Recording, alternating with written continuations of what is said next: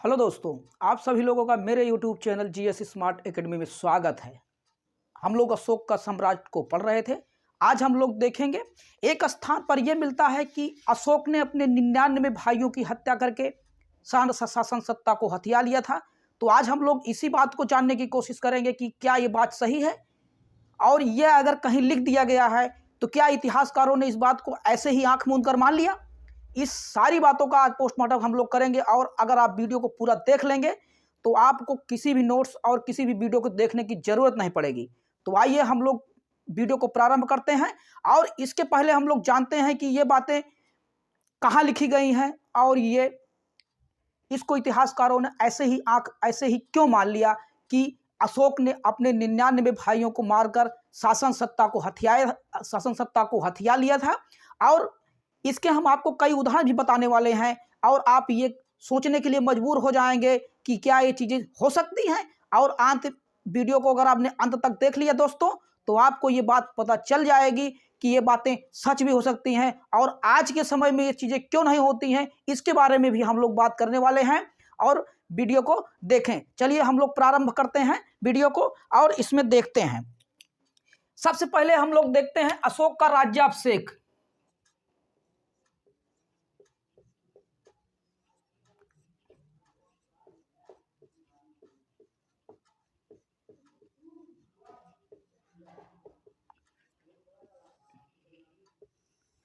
अशोक के राज्याभिषेक के बारे में तो देखते हैं, और हम लोग इसके पहले जानते हैं कि इनके पिता बिंदुसार, जिसके बारे में हम लोगों ने पिछले वीडियो में बताया जा चुका है। अगर आपने नहीं देखा है तो आप डिस्क्रिप्शन बॉक्स में जाएं, उसका लिंक मिल जाएगा, और आप वीडियो देखें। बहुत ही शानदार वीडियो है और आपको बहुत अच्छा लगेगा। तो अब हम लोग देखते हैं इनके बारे में। सबसे पहले हम लोग जानते हैं कि बिंदुसार की मृत्यु कब हुई। ठीक है ना, ये बात बहुत जरूरी है। बिंदुसार की मृत्यु, ठीक है ना, बिंदुसार की मृत्यु 273 बीसी में। ठीक है ना, ये 273 बीसी में, ठीक है ना, 273 बीसी में बिंदुसार की मृत्यु हुई। तब अशोक क्या थे? अशोक उनके पुत्र थे। आपको ये बात बताई जा चुकी है, अशोक उनके पुत्र थे। अशोक इस समय जब मगध के शासन पर बिंदुसार बैठे हुए थे, तो उस समय अशोक अवंती क्षेत्र के प्रशासक थे। ठीक है ना, अचानक जब बिंदुसार की मृत्यु होती है, तब अशोक उत्तर भारत आते हैं और राजगद्दी पर बैठ जाते हैं। तो राजगद्दी का बैठने का समय उनका ये रहा है 273 बीसी। राजगद्दी पर बैठने का समय,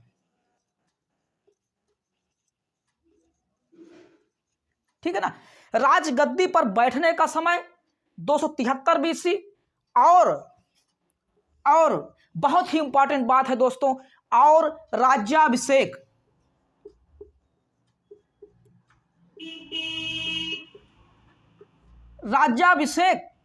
राजगद्दी पर बैठने का समय तो 273 बीसी रहा दोस्तों, लेकिन राज्याभिषेक इनका कब हुआ आप ये देखेंगे तो 269 बीसी।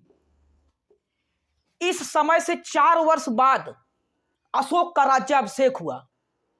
जब इस चीज की जानकारी इतिहासकारों को पता चली, अभी तक तो ये बातें पता चल गई थी, उसको भी मैं आपको बताने वाला हूं दोस्तों कि ये बात कहां मिलती है कि अशोक ने अपने 99 भाइयों को मारकर सत्ता हथिया ली थी। इस बात को भी हम आपको बताने वाले हैं दोस्तों। लेकिन आप ये देखें, इस बात को जानना बहुत जरूरी था कि ये बात अगर कहीं से निकल के उड़ती उड़ती आई, तो क्या इतिहासकारों ने ऐसे ही आंख मूंद कर इस बात को मान लिया कि अशोक ने 99 भाइयों को मारकर सत्ता हथियाई थी? तो इस बात को हम लोग देखेंगे। बिंदुसार की मृत्यु 273 बीसी में हुई, और राजगद्दी पर बैठने का समय 273 बीसी था, और राज्याभिषेक का समय 269 बीसी था। 269 बीसी में राज्याभिषेक हुआ, मतलब 4 साल बाद अशोक का राज्याभिषेक हुआ। तो इसमें कुछ ना कुछ तो हुआ होगा दोस्तों, तभी तो जो है गद्दी पे बैठने के बाद तुरंत उनका राज्याभिषेक नहीं हो पाया। तो ये बात जो है इतिहासकारों के कंफ्यूजन में आई। इस बात को इतिहासकारों को चर्चा का विषय बन गया कि ये 4 साल आखिरकार थे क्या, जिसमें 4 साल अशोक ने क्या किए। क्या शासन व्यवस्था इतनी ज्यादा खराब थी बिंदुसार की या उस समय इतना ज़्यादा प्रॉब्लम थी जिसे अशोक पहले उनको उनका सामना किया, उसके बाद राज्याभिषेक किया? तो इस बात का हम लोग जानेंगे और ये भी बात जानने की कोशिश करते हैं कि क्या इस 4 वर्ष के दौरान इन दोनों के इनका कोई ना कोई युद्ध या और भी सारी चीजें हुई थी, और इनके भाइयों के बारे में भी हम लोग जानने का प्रयास करेंगे। आइए हम लोग देखते हैं और भी बातें। ये 4 साल आपने देखा गद्दी पर बैठने का समय, ठीक है ना, गद्दी के बैठने पर समय राधा गुप्त, ठीक है ना, राधा गुप्त नामक एक थे, राधा गुप्त की सहायता से, राधा कहा जाता है कि राधा गुप्त की सहायता से, राधा गुप्त की सहायता से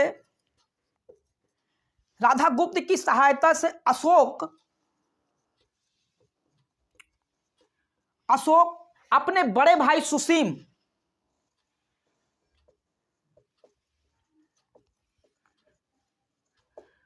को हटाकर सत्ता पे बैठा था, ठीक है ना, सुसीम को हटाकर सत्ता पे बैठा था। तो अब हम लोग ये भी जानने की कोशिश करेंगे कि इनका एक बड़ा भाई सुसीम था, तो क्या बिंदुसार सुसीम को शासक बनाना चाहता था? तो आप इस बात को देखें। इसके पहले हम लोगों ने आपको बताया था बिंदुसार के समय में एकमात्र विद्रोह होता है, वो था तक्षशिला का विद्रोह। हमको आपके वीडियो में हमने आपको बताया है तक्षशिला का विद्रोह जब होता है तो सबसे पहले अशोक को न भेजकर बिंदुसार ने सुसीम को भेजा। सुसीम को भेजने का कारण यही हो सकता है दोस्तों कि बिंदुसार ये समझता था कि शासन सत्ता चलाने में सुसीम ज्यादा कारगर हैं, सुसीम सबसे ज्यादा काम कर सकते थे। तो ये साबित हो जाता है कि इनके बड़े पुत्र या बिंदुसार के बड़े पुत्र अशोक के बड़े भाई शासन सत्ता चलाने में ज्यादा कारगर होंगे, तभी तो बिंदुसार ने इनको सबसे पहले भेजा था। उसके बाद जब इनसे ये काम नहीं हो पाता है तो अशोक को उस स्थान पर भेजा जाता है। तो ये बात तो अभी आपने समझी बिंदुसार और राज्याभिषेक के बारे में। और भी चीजें हम लोग महत्वपूर्ण बातें जान लेते हैं, और उत्तराधिकार को युद्ध के बारे में कहां कहां मिलता है इस बात को भी हम लोग जानेंगे। दोस्तों वीडियो को पूरा देखिएगा। आज आप वीडियो ने पूरा देख लिया तो आपको कहीं दूसरा वीडियो कोई नोट्स पढ़ने की जरूरत ही नहीं पड़ेगी। तो आइए हम लोग और भी आगे बातें जानते हैं। तो इसको हम लोग मिटा देते हैं, इसको आप नोट कर लें। 273 बीसी में राजगद्दी मिली और राज्याभिषेक का समय 269 बीसी रहा है, ठीक है ना। आगे हम लोग और भी बातें जानते हैं, इसको मिटा देते हैं दोस्तों।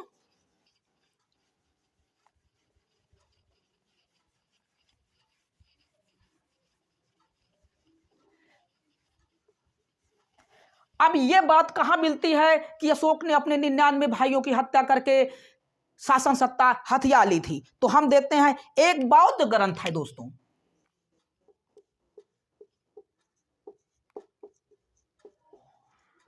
एक बौद्ध ग्रंथ मिलता है जिसका नाम है महावंश, ठीक है ना।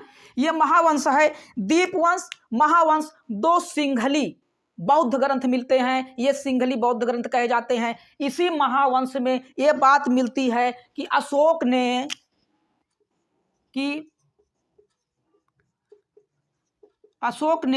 अपने 99 भाइयों की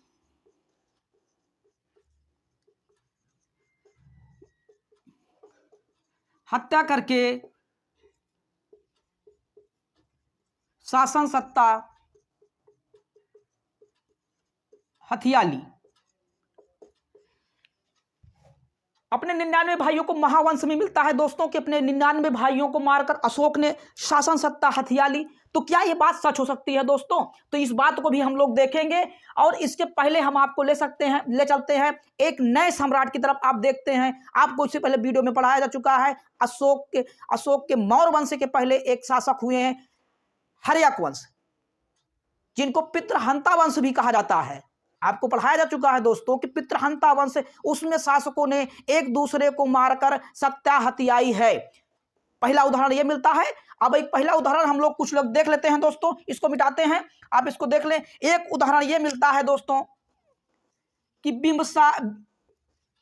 बिंबसार, ठीक है ना, बिंबसार को मारकर इनके पुत्र अजातशत्रु, और अजातशत्रु को मारकर इनके पुत्र उदयन, इन ये एक उदाहरण मिलता है इसके पहले दोस्तों कि अपने बाप को, अपने पिता को मारकर शासन सत्ता हथियाई गई है, और इसी वंश को, हर्यक वंश को ही पितृहंता वंश कहा जाता है दोस्तों। और एक उदाहरण तो ये हो गया, दूसरा उदाहरण भी हम लोग जानते हैं कि क्या ये चीज संभव है, तो एक उदाहरण और ये हो गया, दूसरा उदाहरण हम लोग देखते हैं दोस्तों, इसको हम लोग मिटा देते हैं, ठीक है ना। ये बात आप नोट कर लें कि महावंश में ही बात मिलती है कि 99 भाइयों को मारकर अशोक ने शासन सत्ता हथियाई थी। आगे हम लोग और भी उदाहरण देख लेते हैं दोस्तों।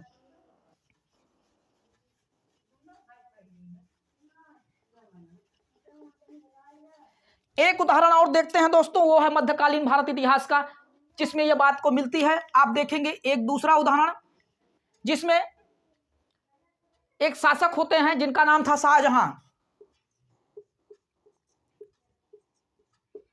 शाहजहां, ठीक है ना। ये शाहजहां होते हैं, इनके पुत्र औरंगजेब,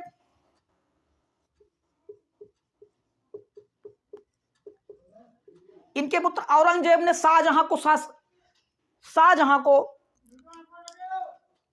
आगरा के किले में बंद कर देते हैं और अपन सत्ता को हथिया लेते हैं।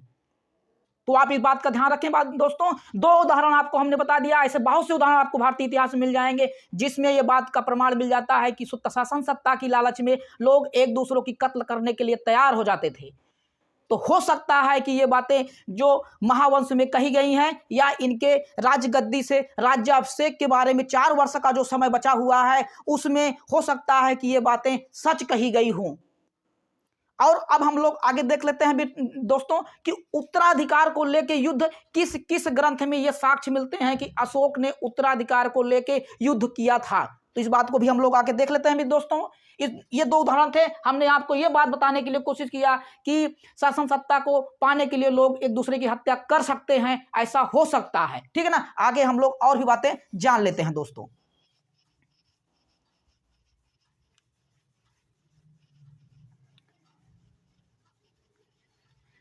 अब उस समय के बाद कुछ बहुत से ग्रंथ मिलते हैं दोस्तों जिसमें ये उत्तराधिकार को लेके युद्ध के बारे में वर्णन किया गया है, तो हम लोग उसको देख लेते हैं।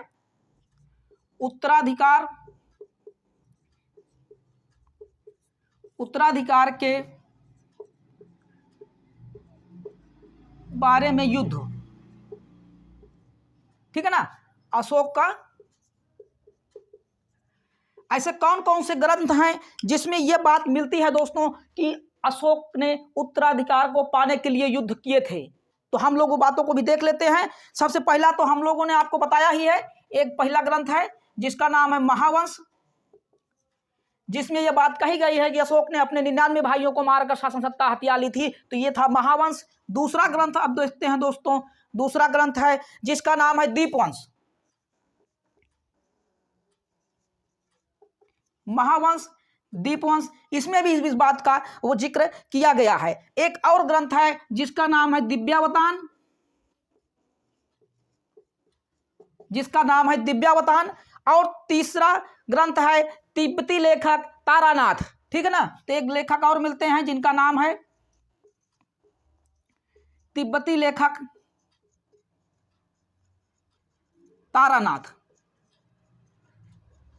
तो ये साक्ष्य हैं दोस्तों जिसमें मिलते हैं कि अशोक ने उत्तराधिकार को पाने के लिए युद्ध किए थे। तो आप इससे भी कुछ प्रामाणिकता मिल जाती है कि हो सकता है कि अशोक ने सत्ता पाने के लिए संघर्ष किया हो या युद्ध किया हो, ठीक है ना। तो अब हम लोग देखते हैं और भी कुछ इंपॉर्टेंट बातें।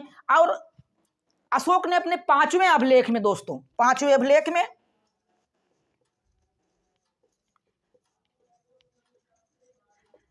अभिलेख में अपने भाइयों की चर्चा की है,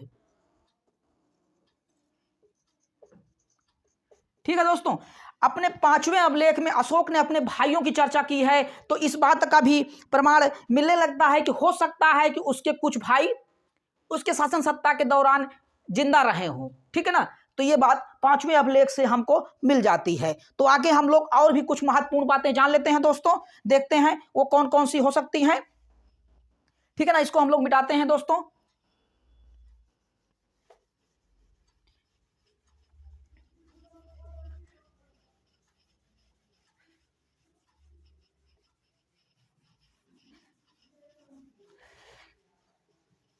अब हम लोग ये बात देख लेते हैं कि अशोक के ऐसे कौन कौन से अभिलेख हैं दोस्तों जिसमें अशोक का नाम मिलता है, जिसमें अशोक के नाम मिलते हैं, साक्षात्कार उनके नाम लिखे गए हैं। उन अभिलेखों में अशोक का ही शासनकाल ऐसा रहा है दोस्तों जिसमें पुरातत्व के साक्षात्कार प्रमाण मिलने लगते हैं और उन्हीं से अशोक के इतिहास को लिखने की चर्चा की गई है, अशोक के बारे में जानने का प्रयास किया गया है दोस्तों। तो हम लोग और आगे बातें देखते हैं कि अशोक का नाम किस किस अभिलेख में मिलता है। इस पर लगातार क्वेश्चन पूछे गए हैं दोस्तों। अशोक का चैप्टर एग्जामिनर का बहुत ही फेवरेट चैप्टर है दोस्तों, जिसमें से लगातार क्वेश्चन पूछे गए हैं। ठीक है ना, तो हम लोग इसके बारे में आगे और भी बातें जान लेते हैं। अशोक का नाम किस किस में मिलता है।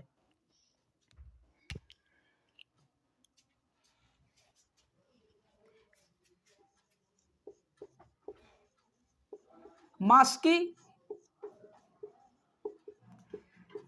और गुर्जरा दोस्तों, मास्की और गुर्जरा एक दो ऐसे अभिलेख हैं जिसमें अशोक के नाम मिलते हैं। ठीक है ना, अशोक के नाम इसमें मिलते हैं।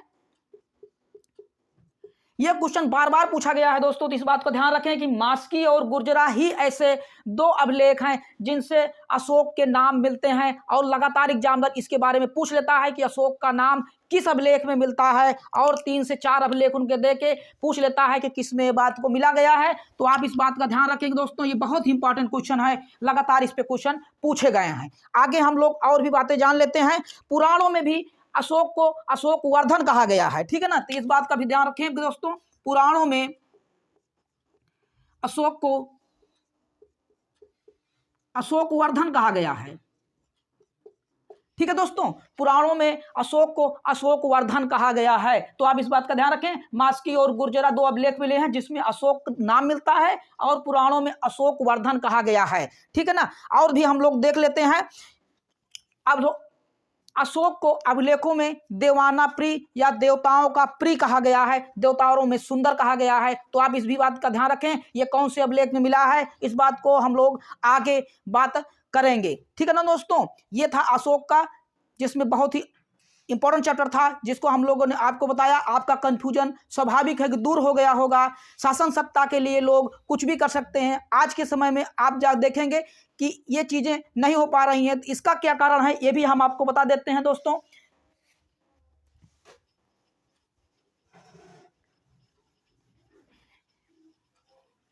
इसके पहले आप लोगों ने जाना कि स्वतंत्रता के पहले देश में लोकतंत्र नहीं था, राजतंत्र था, राजा के द्वारा चलाया जाता शासन था।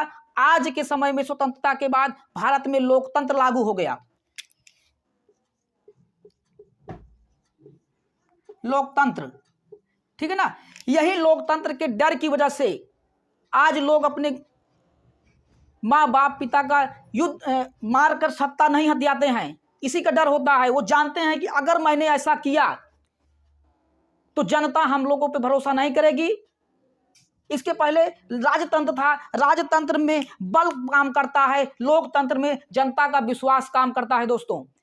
अगर जनता का भरोसा हट गया तो आप सत्ता में कभी भी वापस नहीं हो पाएंगे। इसी का डर रहता है कि शासक लोग ये काम नहीं करते हैं। अगर वो ये काम कर देते तो जनता का भरोसा हट जाएगा और वो कभी भी सत्ता में वापस नहीं हो जाएंगे। लोकतंत्र के डर से ही लोग आज ये काम नहीं करते हैं, लेकिन वो अपनी शासन सत्ता को करने के लिए अपने पिता या किसी को भी हटा देते हैं। ठीक है ना, तो यही लोकतंत्र का डर है। इसके पहले राजतंत्र था, लोग शक्ति से, बल से, ताकत से ये बात अपने हासिल कर लेते थे। ठीक है ना, तो ये आप जाने आज के समय में ये चीजें होना संभव नहीं है। तो हम लोगों ने अभी तक अशोक के राज्याभिषेक के बारे में पढ़ा। इसके बाद एक बहुत ही महत्वपूर्ण वीडियो चालू होने वाली है दोस्तों, जिसको आप लोग देखेंगे कि अशोक एक इतने क्रूर शासक होने के बाद इतने ज्यादा कैसे एक सरल और एक स्वभाव के व्यक्ति बौद्ध भिक्षु बन जाते हैं। इसके बारे में भी हम लोग कहानी को देखेंगे। बहुत ही महत्वपूर्ण और शानदार वीडियो होने वाली है दोस्तों, आप लोग उसको देखें, इस वीडियो को देखें, चैनल को सब्सक्राइब कर लें, लाइक कमेंट और शेयर कर दें, ताकि प्रामाणिक और तथ्ययुक्त वीडियो आपको लगातार मिलती रहे और आप अपनी तैयारी को बहुत ही अच्छा बनाते रहें। ठीक है दोस्तों, अगले वीडियो में हम लोग मिलते हैं आपसे।